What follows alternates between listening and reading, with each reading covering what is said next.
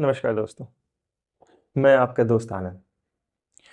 मेरी ये कोशिश है कि मैं आपको गेट इलेक्ट्रिकल के कॉन्सेप्ट्स सवालों के थ्रू समझाऊं, ताकि आप उन कॉन्सेप्ट्स को अच्छे से समझ भी सकें और उनको सवालों में कैसे यूज़ करते हैं ये भी सीख सकें। तो आइए देखते हैं आज एक गेट इलेक्ट्रिकल से रिलेटेड सवाल और उसे कैसे सॉल्व किया जाता है।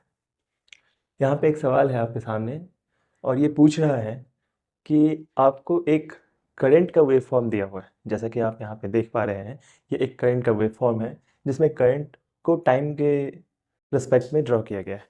So it's a current versus time graph.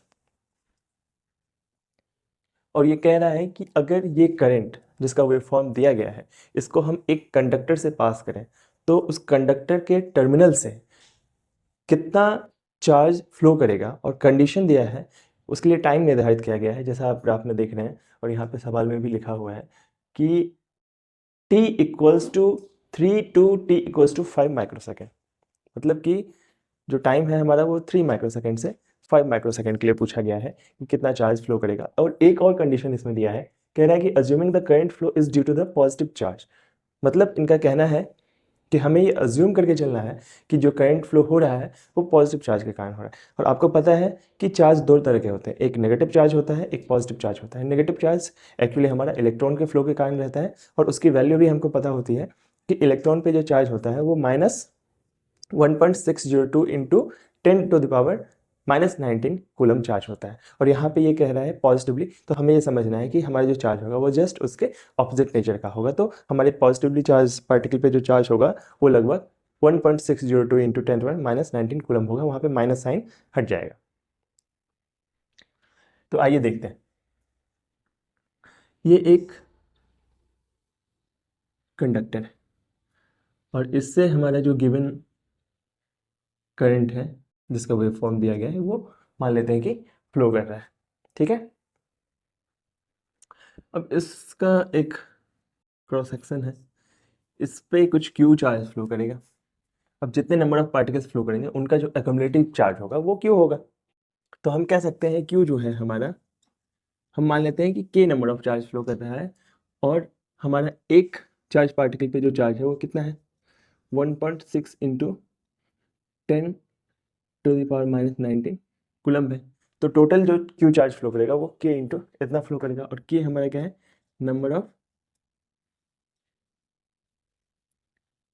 Charge particle है, ये हमने एज्यूम कर लिया। अब देखिए, हम सबको एक बड़ा अच्छा सा फॉर्मूला पता है आई का। आई टी जो होता है हमारा, ये D Q by D T होता है। ये फॉर्मूला आप सब जानते होंगे, अगर नहीं जानते हैं तो इसे ध्यान में रख लीजिए, क्योंकि हमारा करंट जो है rate of change of charge होता है। तो rate of change of charge का मतलब क्या है, उसका differentiation. So I T equals to D Q upon D T, ये एक फॉर्मूला होता है। इसको जब हम रिवर्स करेंगे तो डी क्यू जो है I T into D T हो जाएगा। और जब इसको इंटीग्रेट करेंगे तो कुछ इस तरह का हमारा फॉर्मूला बन के तैयार होता है। चलिए, ये तो जनरल फॉर्मूला है। अब इस फॉर्मूला को हम अपने लिए कैसे यूज करें, तो हमसे जो टाइम पूछा गया है वो t equals to 3 to t equals to 5 microsecond के लिए दिया गया है। तो हमको जो चार्ज चाहिए उसको अगर निकालना है तो हम 3 माइक्रोसेकेंड से 5 माइक्रोसेकेंड तक इसको जब आई टी के कर्व को इंटीग्रेट करेंगे तो हमको हमारा चार्ज मिल जाएगा। चलिए, एक और इंटरेस्टिंग फैक्ट आप सबके साथ हम शेयर करते हैं जो इस सवाल को बनाने के लिए बहुत ज़रूरी है, और वो ये है, आप सब लोग जानते भी होंगे कि इंटीग्रेशन का सीधा सा मतलब होता है एरिया अंडर दी कर्व। अगर ये जो फंक्शन है आई टी है, इसका कर्व हमको पता हो तो हम बहुत ईजिली इसका इंटीग्रेशन निकाल सकते हैं, सिर्फ उस एरिया का अगर कर्व निकालते हैं जहाँ तक कर्व हमसे पूछा गया है। जैसे यहाँ पे t इक्वल्स टू 3 सेकंड से 5 माइक्रोसेकंड के लिए पूछा गया है। आप इस ग्राफ में देखिए, इंटीग्रेशन जो है क्या होता है, एरिया अंडर दी कर्व होता है। ठीक है, और जब हम एरिया अंडर द कर्व की बात कर रहे हैं तो इस कर्व की बात कर रहे हैं, और 3 से 5 माइक्रोसेकंड के लिए चाहिए हमको। मतलब कि ये एरिया हमको चाहिए, ये एरिया की जरूरत नहीं है क्योंकि ये 0 से 3 माइक्रोसेकंड की है, हमको 3 से 5 माइक्रोसेकंड के लिए चाहिए। मीन्स हमको ये एरिया निकालना है। ठीक है, इस एरिया की बात हो रही है। अब आप देखिए ये कैसा एरिया है, ये एक रेक्टेंगल है जिसका अगर हम विड्थ देखें तो 3 से 5 यानी कि 2 है, और इसका लेंथ अगर देखें तो 0 से 6 है, मतलब 6 मिली एम्प्स में है। अब इसका एरिया हम अगर निकालना चाहें तो हमारा Q जो है वो निकल के आएगा, पहले इसको हम लेते हैं, ये 6 इंटू, ये मिली एम्प्स में है, तो अगर मिली एम्प्स को हम कन्वर्ट करेंगे एम्प्स में तो क्या होगा, 10⁻3। आप सबको पता होगा मिली का मतलब क्या होता है, 10⁻⁻3। इसी तरह यहाँ पे माइक्रो सेकंड यूज किया है, माइक्रो का मतलब क्या होता है, 10⁻6। तो इसी तरह अब हम इसको विड्थ को मल्टीप्लाई करेंगे तो ये कितना आएगा, 2 इंटू, क्योंकि ये माइक्रो सेकंड में है तो ये हो जाएगा 10⁻6। ये हमारा चार्ज निकल के सीधा हम लिख देना।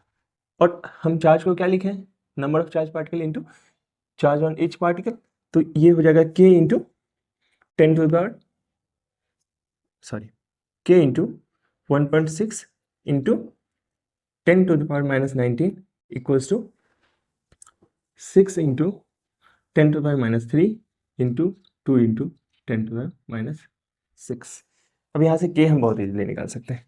k जो है हमारा आएगा, ये देखिए 6 दूना 12 होता है, 6 इंटू 2 12, सो क्या हो जाएगा 12 हो जाएगा इंटू 10 टू द पावर -19 हो जाएगा। अब इसमें ये क्या है, आके डिवाइड करेगा तो ये हो जाएगा 1.6 इंटू 10 टू द पावर -19। इसको आप सॉल्व करेंगे तो ये कुछ 7.4 इसका अप्रॉक्स वैल्यू आएगी, आप कैलकुलेट भी कर सकते हैं।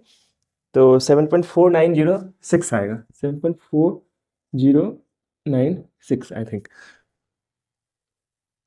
Sorry 7.4906 into 10 to the power 10, क्योंकि यहाँ पे -19 है, ये ऊपर जाएगा, सॉरी ये -9 रहेगा, 6 और 3 है -9, तो -19 जब ऊपर जाएगा तो 19 हो जाएगा, और -9 है तो 19 में 9 जाएगा तो 10 बचेगा, और ये जो है 12 को डिवाइड करेगा 1.6 से तो आपका इतना कुछ वैल्यू आएगा। यही आपका फाइनल आंसर हो गया। नंबर ऑफ चार्ज पार्टिकल हमको मिल गया कितना, 7.4906 इंटू 10 टू द पावर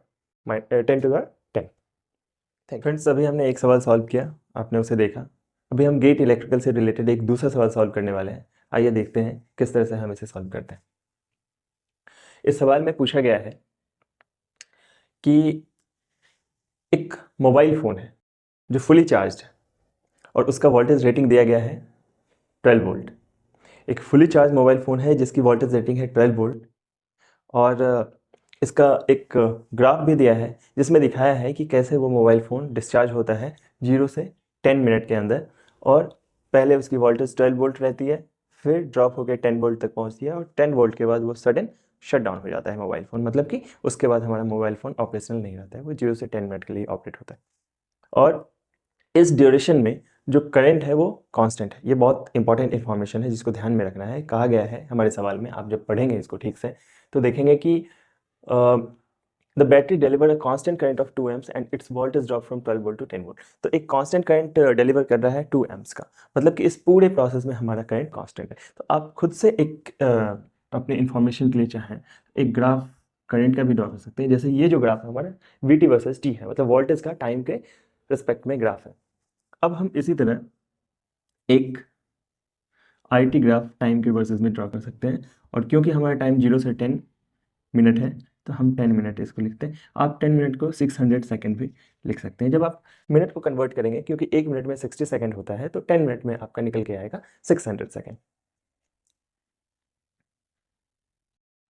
और ये हो जाएगा 2 एम्प्स कांस्टेंट करंट है, और ये 10 मिनट के लिए हमारा कांस्टेंट करंट डिलीवर होगा।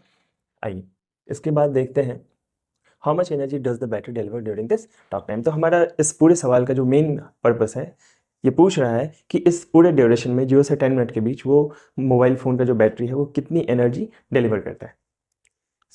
हमारा जो मेन मोटो है वो ये फाइंड आउट करना कि एनर्जी कितनी डिलीवर हुई है। एनर्जी को हम लोग E या W से डिनोट करते हैं, और इसका जो यूनिट होता है वो होता है जूल में। अच्छा, एक चीज़ आप ध्यान रखिएगा, इस पूरे प्रोसेस में आपको टाइम जो है वो यूज़ करना है सेकंड में, तब आपका जो कैलकुलेशन है वो सही वैल्यू देगा। अगर आप मिनट में यूज़ करेंगे तो आपका आंसर गलत हो जाएगा। चलिए, अब आपको कुछ फार्मूलाज ध्यान रखने हैं। जैसे एक फार्मूला होता है पावर का, पावर को हम लोग P से डिनोट करते हैं, और पावर को हम लोग लिखते हैं dW upon dt, rate of change of energy, यही पावर होता है। तो इसको dW अपॉन dt लिखते हैं। यहाँ से आप W को जब फाइंड आउट करेंगे तो ये हमारा P dt निकल के आएगा। और हमारा T1 क्या है, 0 सेकेंड है। हमारा T2 क्या है, 600 सेकेंड है। ये हमने देखा है, ग्राफ में दिया है। तो ये फाइंड आउट करना है। अच्छा, एक और फॉर्मूला होता है, P जो है हमारा V इंटू आई होता है। ये फॉर्मूला यहाँ पे बहुत काम आने वाला है, इसलिए ये बहुत ही बेसिक फॉर्मूला है। कहीं भी जब आपको पावर निकालना होता है तो आप सिंपली उसको वोल्टेज और करंट का मल्टीप्लिकेशन ले सकते हैं। तो P इक्वल्स टू वी आई एक बहुत ही वेल नोन फार्मूला है। और इस फार्मूला की मदद से अभी देखिए हम जो हमारा पावर है उसके ग्राफ को भी फाइंड आउट करेंगे। कैसे, तो यहाँ पे हमको आई का यानी करंट का ग्राफ टाइम के रिस्पेक्ट में मिला हुआ है, वोल्टेज का भी ग्राफ हमको टाइम के रिस्पेक्ट में मिला हुआ है। इन दोनों ग्राफ को मर्ज करके हम पावर का ग्राफ बहुत इजीली फाइंड आउट कर सकते हैं। आपका पावर का जो ग्राफ होगा वो कुछ इस तरह का होगा। क्योंकि हमारा करंट कांस्टेंट है, मतलब आई कांस्टेंट है, तो सिंपली क्या होगा, ये 2 एम्प्स जो है यानी कि 2 का मल्टीप्लिकेशन वोल्टेज के ग्राफ में हो जाएगा। और क्योंकि हमारा जो एक्स पैरामीटर है, टाइम का जो ये आपका ग्राफ है, वो टाइम तो कांस्टेंट रहने वाला है दोनों ग्राफ में, 0 टू 10 मिनट ही है। तो टाइम तो आपका कांस्टेंट रहने वाला है। आप इसको डायरेक्टली 600 सेकेंड लिख सकते हैं। और आप देखेंगे तो ग्राफ का नेचर भी ज़्यादा कुछ चेंज नहीं होने वाला है, क्योंकि कांस्टेंट वैल्यू से मल्टीप्लाई हो रहा है, तो ग्राफ का नेचर तो सेम होगा। सिर्फ अंतर कहाँ आएगा, इनके वैल्यूज़ में। वाई पैरामीटर में जो वैल्यूज़ दिए हुए हैं, जैसे ये 12 वोल्ट है तो ये 2 से मल्टीप्लाई होकर 24। अच्छा, अब यहाँ पे क्या है, पावर जो है वो किस में होता है, वाट में होता है ना। तो 24 वाट हो जाएगा। इसके साथ साथ हमारा 10 वोल्ट और 2 एम्प्स मल्टीप्लाई होगा तो ये 20 वाट हो जाएगा। यानी कि अब जो ये ग्राफ है, अब ये पीटी ग्राफ है, पावर वर्सेस टाइम ग्राफ आपका निकल के आ गया है। अब इसमें देखिए 24 है, 20 है, 600 ये पैरामीटर है, तो ये कंप्लीट आपका पीटी ग्राफ आ गया। और आप जानते हैं कि किसी भी फंक्शन का जो इंटीग्रेशन होता है वो क्या होता है, एरिया अंडर दी कर्व होता है। अब यहाँ पे रिक्वायर्ड यह है कि वो कर्व आपके पास होना चाहिए, और पीटी का कर्व आपको मिल चुका है, ग्राफ आपको मिल चुका है। और T1 इक्वल्स टू 0 सेकेंड से T2 इक्वल्स टू 600 सेकेंड के बीच में आपको इसका एरिया निकालना है। तो कर्व आपके पास है, आप इसका एरिया निकाल सकते हैं 0 से 600 सेकेंड के लिए। इसमें ये एरिया भी कवर हो रहा है और ये एरिया भी कवर हो रहा है, मतलब कि आपको इन दोनों एरिया का सम कर देना है सिंपली। तो आपकी जो एनर्जी है वो निकल के आएगी 1/2 इंटू, क्योंकि ये एक ट्राइंगल है तो पहले हम इसका एरिया निकाल लेते हैं। तो यहाँ पे ये डिस्टेंस जो है हमारा कितना हो जाएगा, 4 हो जाएगा। 20 से 24 4 हो जाएगा। उसके बाद जो बेस है ट्राइंगल का वो कितना है, 600 है। मैंने आपसे पहले ही कहा था कि आपको सेकेंड में यूज़ करना है, तो 10 मत यूज़ कर लीजिएगा, नहीं तो आपका कैलकुलेशन रॉन्ग हो जाएगा। 600 प्लस, अब ये क्या है, एक रेक्टेंगल है। रेक्टेंगल का क्या है, एक तरह से समझे तो ये लेंथ हो गया मान लीजिए, या फिर इसको हम विड्थ कह देते हैं, ये हमारा लेंथ हो जाएगा। तो क्या हो जाएगा, 600 इंटू सिंपली 20 हो जाएगा, है ना। ये टोटल जो है हमारा, इसकी जो यूनिट होगी वो क्या होगा, जूल होगा, है ना, ये जूल में आएगा। और ये कुल मिला के हमारा कितना हो जाएगा, 2 इंटू, क्योंकि 2 से ये कैंसिल आउट होके 2 बचेगा, और ये हो जाएगा हमारा 600 इंटू 2। तो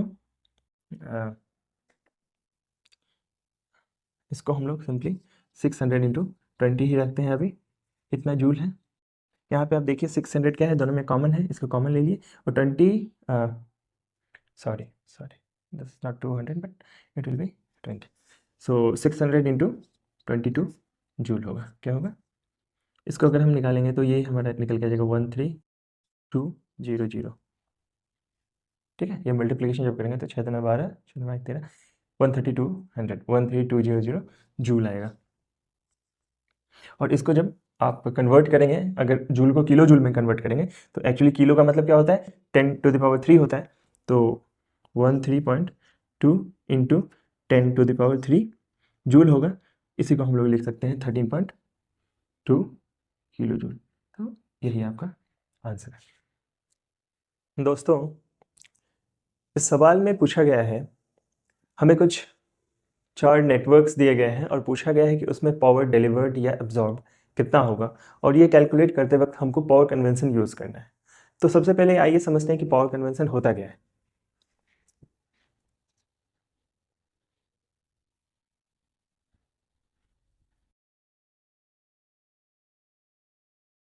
पावर कन्वेंशन के हिसाब से जो पावर एब्जॉर्ब्ड होता है वो होता है हमारा, कोई भी कंपोनेंट तब पावर एब्जॉर्ब करेगा जब करंट उसमें पॉजिटिव टू नेगेटिव फ्लो करे। इसके ऑपोजिट पावर डिलीवर्ड तब होगा जब negative to positive flow of current. अब आप पूछेंगे कि ये ऐसा क्यों है, तो मैं आपको बता दूं कि कन्वेंशन का मतलब ये होता है, वो एक सेट रूल्स होते हैं और आपको उस रूल्स को फॉलो करना होता है। इलेक्ट्रिकल में कुछ कन्वेंशंस बनाए गए, जैसे करंट का डायरेक्शन, उसमें बताया जाता है कि पॉजिटिव चार्ज का जो फ्लो है वो करंट का डायरेक्शन है, बट हम जब स्टडी करते हैं तो पता चलता है कि एक्चुअल में करंट जो कंस्टिट्यूट करता है वो तो नेगेटिव चार्ज है, बट ये कन्वेंशन बहुत दिन से फॉलो हो रहा है। उसी तरह ये पावर कन्वेंशन है, इसमें बताया गया है कि पॉजिटिव से नेगेटिव जब करंट फ्लो करता है तो हमारा जो कंपोनेंट है वो पावर को एब्जॉर्ब करता है, और जब नेगेटिव से पॉजिटिव करंट फ्लो करता है तब हमारा जो कंपोनेंट होगा वो पावर डिलीवर करेगा। जैसे बैटरी के केस में जनरली नेगेटिव से पॉजिटिव फ्लो करता है, और रेजिस्टेंस के केस में पॉजिटिव से नेगेटिव फ्लो करता है। तो इस कन्वेंशन को हम फॉलो करेंगे और इस सवाल को सॉल्व करेंगे। सबसे पहले सवाल में -6 वोल्ट और -2 एम्प्स करंट का डायरेक्शन भी दिया हुआ है और वोल्टेज भी दिया हुआ है। हम पहले इस पार्ट को सेपरेट कर लेते हैं ताकि हमें सॉल्व करने में आसानी हो। सबसे पहले सवाल को हम यहाँ सॉल्व करेंगे, तो ये सिंपली जब हम पावर कैलकुलेट करेंगे तो पहले हम जो भी उसका साइन दिया हुआ है, यहाँ पे ध्यान रखना है कि हम इस माइनस को या प्लस को जो भी साइन दिया है उसके पीछे उसको चेंज नहीं करेंगे, सिंपली जो है एज इट इज़ उसको लिख लेंगे इंटू -2 एम्प्स। तो ये हमारा आ जाएगा 12 वाट। अब हमको डिसाइड करना है कि हमारा इसमें पावर एब्जॉर्बिंग है या डिलीवरिंग है। ये कैसे डिसाइड करेंगे? इसको डिसाइड करने का बहुत सिंपल सा तरीका है कि मान लेते हैं, सॉरी ये सवाल में थोड़ा सा मिसिंग है, ये मान लेते हैं प्लस है, ये माइनस है। तो अब हम कैसे डिसाइड करें कि हमारा पावर जो है डिलीवरिंग है या एब्जॉर्बिंग है, तो वो डिसाइड करने के लिए हम देखेंगे कि हमारा जो करंट है वो किधर फ्लो कर रहा है। तो यहाँ पे करंट जो है हमारा माइनस से प्लस की तरफ फ्लो कर रहा है। इट मीन्स हमारा जो सोर्स है वो डिलीवरिंग है, डिलीवरिंग नेचर का है। और कितना डिलीवर कर रहा है? 12 वाट डिलीवर कर रहा है। अच्छा, एक और कॉन्सेप्ट है कि जो डिलीवरिंग है उसका जस्ट होता है एब्जॉर्बिंग। अगर हम कह रहे हैं कि हमारा जो सोर्स है वो 12 वाट डिलीवर कर रहा है, इट मीन्स वो -12 वाट एब्जॉर्ब कर रहा है। तो हम इसको ऐसे भी लिख सकते हैं, पावर एब्जॉर्बिंग इक्वल्स टू -12 वाट। इसी तरह दूसरे सवाल में हमें साइन दिया गया है, करंट का डायरेक्शन दिया गया है, तो पहले सिंपली हम पावर कैलकुलेट कर लेते हैं, फिर हम बाद में डिसाइड करेंगे कि ये डिलीवरिंग नेचर का है या एब्जॉर्बिंग नेचर का है। तो पावर कैलकुलेट करने के लिए हम पहले ही बता चुके हैं आप लोगों को, बहुत सिंपल सा तरीका है, हम जो भी साइन दिया हुआ है उसको चेंज नहीं करेंगे, नहीं तो हमारा कैलकुलेशन रॉन्ग हो जाएगा। तो जो भी आपको दिया हुआ है, -3 दिया है तो -3 एज इट इज़ लिख देंगे, और यहाँ पे माइनस नहीं है, सिर्फ 2 एम्प्स है तो हम 2 एम्प्स लिख देंगे, और ये हमारा निकल के आ जाएगा -6 वाट। अब यहाँ पे हम डिसाइड करेंगे कि हमारा जो कंपोनेंट है वो डिलीवर कर रहा है या एब्जॉर्ब कर रहा है। तो कैसे डिसाइड करेंगे? हम देखेंगे करंट का फ्लो किस डायरेक्शन में। यहाँ पे करंट का फ्लो माइनस से प्लस की तरफ है, तो क्या होगा? ये डिलीवर करेगा, पावर डिलीवरी। और क्योंकि हम जानते हैं जो एब्जॉर्ब होता है वो जस्ट ऑपोजिट ऑफ डिलीवर होता है, तो पावर एब्जॉर्ब कितना हो जाएगा यहाँ? +6 वाट हो जाएगा, क्योंकि डिलीवर -6 वाट कर रहा है तो एब्जॉर्ब करेगा +6 वाट। इसी तरह इस सवाल में पहले हम सिंपली P लिख लेंगे, 3 एम्प्स इंटू 3 वोल्ट, और ये सिंपली 9 वाट आ जाएगा। अब एब्जॉर्बिंग है डिलीवरिंग है वो कैसे कैलकुलेट करेंगे? तो देखेंगे यहाँ पे करंट जो है हमारा प्लस से माइनस की तरफ जा रहा है, यानी पॉजिटिव से नेगेटिव की तरफ करंट फ्लो हो रहा है, तो यहाँ पे हमारा जो कंपोनेंट है वो एब्जॉर्ब करेगा, और क्योंकि एब्जॉर्ब 9 वाट कर रहा है इसलिए डिलीवर कितना करेगा? ये -9 वाट डिलीवर करेगा। इसी तरह इस लास्ट नेटवर्क में P इक्वल्स टू -3, हम पहले ही आप लोगों को बता चुके हैं, हम मैग्नीट्यूड के साथ कोई छेड़छाड़ नहीं करेंगे, कोई डिस्टर्बेंस नहीं करेंगे, सिंपली एज इट इज़ इसको लिख देंगे। तो ये -3 amps into -3 volt equals to 9 watt आ जाएगा। अब हम डिसाइड करेंगे ये एब्जॉर्बिंग है या डिलीवरिंग है, तो हम करंट का डायरेक्शन देखेंगे। करंट जो है माइनस से प्लस की तरफ फ्लो कर रहा है, इट मीन्स ये डिलीवरिंग है। इसी तरह क्योंकि 9 वाट डिलीवरिंग है तो एब्जॉर्बिंग कितना हो जाएगा, ये एब्जॉर्बिंग हो जाएगा -9 वाट। तो इस तरह से हम कैलकुलेट कर सकते हैं पावर एब्जॉर्बिंग या पावर। दोस्तों इस सवाल में हमें एक सर्किट दी गई है और हमसे कहा गया है कि हमें इंटेलिजेंस थ्योरम को वेरीफाई करना है, सेटिस्फाई करना है, चेक करना है इस सर्किट में वो थ्योरम होल्ड हो रहा है कि नहीं, सेटिस्फाइड हो रहा है कि नहीं। तो सबसे पहले ये जानना जरूरी है कि इंटेलिजेंस थ्योरम होता क्या है। आइए देखते हैं।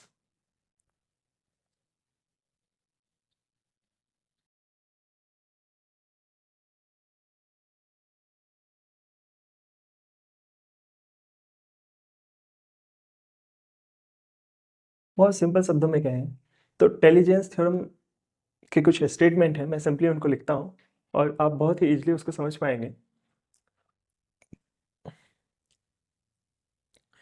इंटेलिजेंस थ्योरम कहता है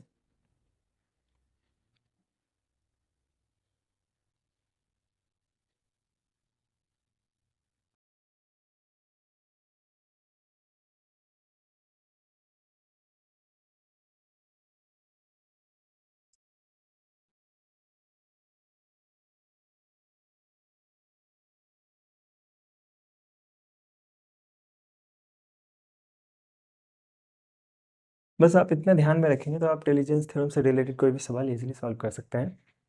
इसमें कह रहा है कि समेशन ऑफ पावर डिलीवर्ड, जो नेट पावर डिलीवर होगा किसी भी सर्किट में, वो उसका जो सम होगा वो 0 होगा।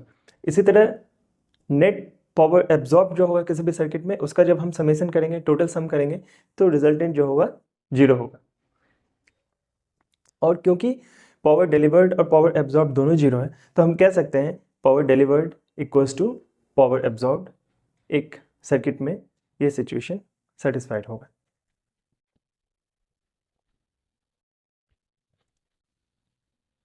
आइए अब इस सर्किट को सॉल्व करते हैं।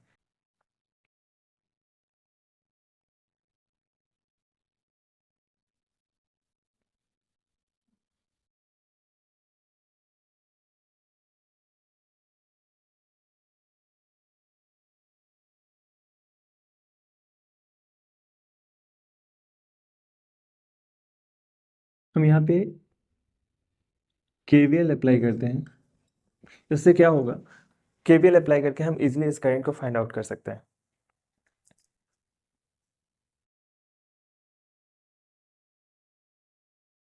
KVL जब अप्लाई करेंगे तो हम इस कन्वेंशन को यूज़ कर सकते हैं। 10 volt minus 2i minus 4 volt equals to 0, 2i equals to 6 volt, so i equals to 3 amps. ये हमें यहाँ से मिल जाएगा। अब हम देखेंगे इंडिविजुअली। सबसे पहले ये 10 वोल्ट का, इसमें करंट का डायरेक्शन 3 एम्प्स, क्योंकि आई हम फाइंड आउट कर चुके हैं, तो 3 एम्प्स जो है इस सोर्स से या बैटरी से फ्लो करेगा। तो करंट का डायरेक्शन हमको पता है, वोल्टेज का डायरेक्शन पता है, सिंपली हम P कैलकुलेट कर सकते हैं। 10 इंटू 3 वाट होगा, जो कि 30 वाट आएगा। अब यहाँ डिसाइड करना ये है कि ये एब्जॉर्बिंग है या डिलीवरिंग है। तो जब हम यहाँ पे फाइंड आउट करेंगे, चेक करेंगे, तो देखेंगे कि करंट जो है हमें माइनस टू प्लस फ्लो कर रहा है, तो ये क्या है, डिलीवरिंग नेचर का है। और क्योंकि ये डिलीवरिंग 30 वाट कर रहा है, तो एब्जॉर्ब कितना करेगा, -30 वाट करेगा। इसी तरह इस रेसिस्टर के लिए जब हम फाइंड आउट करेंगे, तो करंट इसमें पॉजिटिव से नेगेटिव फ्लो कर रहा है, और क्योंकि ये एक रेसिस्टर है 2 ओम का, तो जो वोल्टेज होगा वो 3 इंटू, क्योंकि करंट जो है 3 एम्पियर फ्लो कर रहा है, तो वोल्टेज जो है कितना हो जाएगा, 6 वोल्ट हो जाएगा। और यहाँ पे पावर जो है 6 × 3 = 18 वाट होगा। और ये किस नेचर का होगा? ऐसे रेसिस्टर है तो हम जानते हैं कि ये पावर एब्जॉर्ब ही करेगा, बट कन्वेंशन से भी हम चेक करेंगे तो पॉजिटिव टू नेगेटिव फ्लो कर रहा है तो एब्जॉर्बिंग होगा और 18 वाट एब्जॉर्ब करेगा। ऐसी जगह अगर हम इसको डिलीवर लिखना चाहें तो कितना डिलीवर करेगा? माइनस 18 वाट करेगा। इसी तरह एक और सोर्स है हमारे पास 4 वोल्ट का। इसमें करंट क्या है? आई जो है इसमें प्लस टू माइनस जा रहा है, इसमें माइनस टू प्लस जा रहा था, plus two minus 3 AIIMS flow करेगा। और यहाँ पे पावर क्या हो जाएगा? 4 × 3 = 12 वाट आएगा। और ये प्लस टू माइनस फ्लो कर रहा है इसीलिए एब्जॉर्बिंग होगा। सिमिलरली पावर डिलीवर्ड कितना हो जाएगा?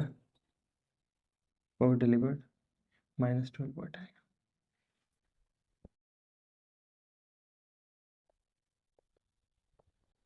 जैसा कि हम जानते हैं 10 वोल्ट में पावर डिलीवर हो रहा था और कितना हो रहा था? 30 वाट डिलीवर हो रहा था। इसी तरह अगर 10 वोल्ट का पावर एब्जॉर्ब लिखें तो ये -30 वाट आ रहा था। इसी तरह से 2 ओम का पावर जो है एब्जॉर्ब हो रहा था और कितना हो रहा था? 18 वाट एब्जॉर्ब कर रहा था। और अगर हम इसको डिलीवर लिखना चाहें, ये कितना डिलीवर कर रहा था? -18 वाट डिलीवर कर रहा था। इसी तरह 4 वोल्ट जो है ये हमारा 12 वाट एब्जॉर्ब कर रहा था। और अगर हम इसको डिलीवर लिखना चाहें तो -12 वाट डिलीवर कर रहा था। यहाँ तक क्लियर है दोस्तों? तो अब हम यहाँ पे इंटेलिजेंस थ्योरम वेरीफाई करके देखेंगे। टोटल एब्जॉर्ब पावर कितना है?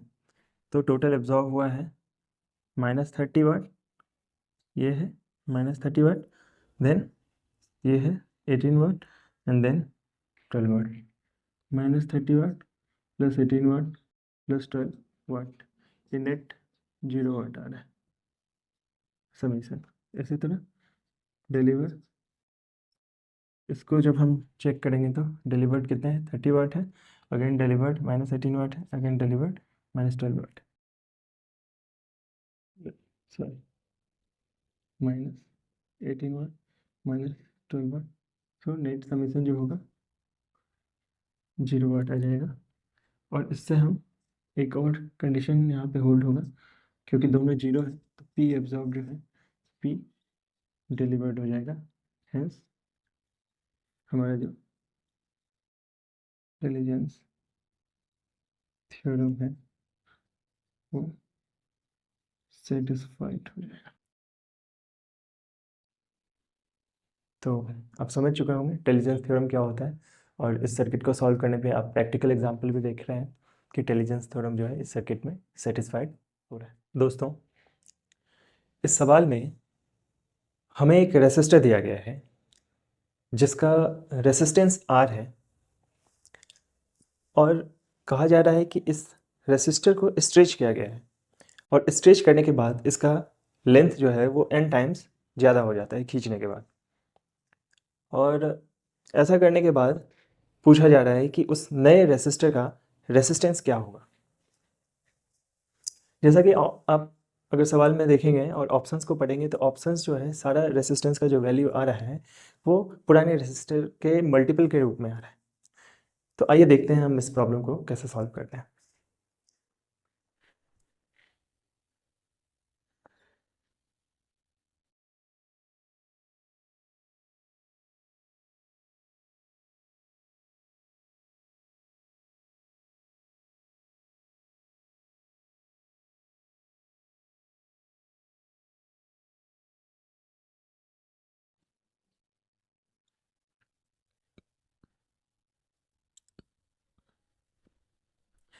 अच्छा दोस्तों, एक बहुत ही इम्पोर्टेंट चीज़ मैं आप लोगों से डिस्कस करना चाहता हूँ इस सवाल में, कि अगर कभी भी आपको रेसिस्टर का रेसिस्टेंस नहीं दिया गया है तो बाय डिफ़ॉल्ट आपको मान के चलना है, सॉरी, अगर रेसिस्टर का डायमेंशन या फिर किस तरह का रेसिस्टर है उसका शेप नहीं बताया गया है, तो आपको बाय डिफ़ॉल्ट मान के चलना है कि वो एक सिलिंड्रिकल रेसिस्टर है।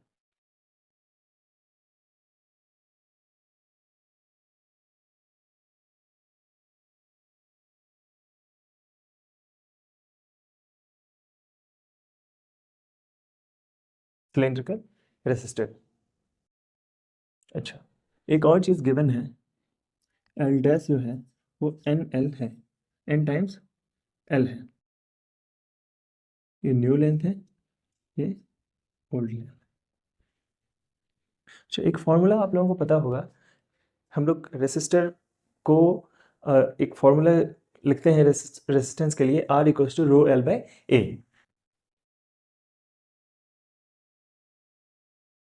यहाँ पे रो क्या होता है,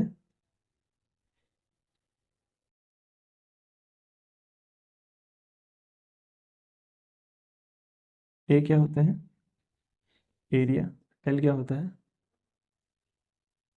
एल लेंथ होता है, ए एरिया होता है, और रो रेसिस्टिविटी होता है, आर रेसिस्टेंस होता है। अब रेसिस्टिविटी क्या है, ये मटेरियल की प्रॉपर्टी पे केवल डिपेंड करता है, इसको लेंथ से एरिया से कोई मतलब नहीं है।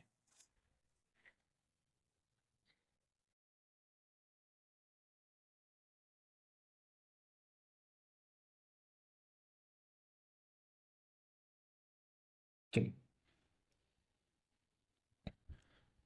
तो हमारा आर जो है वो रो एल बाय ए है।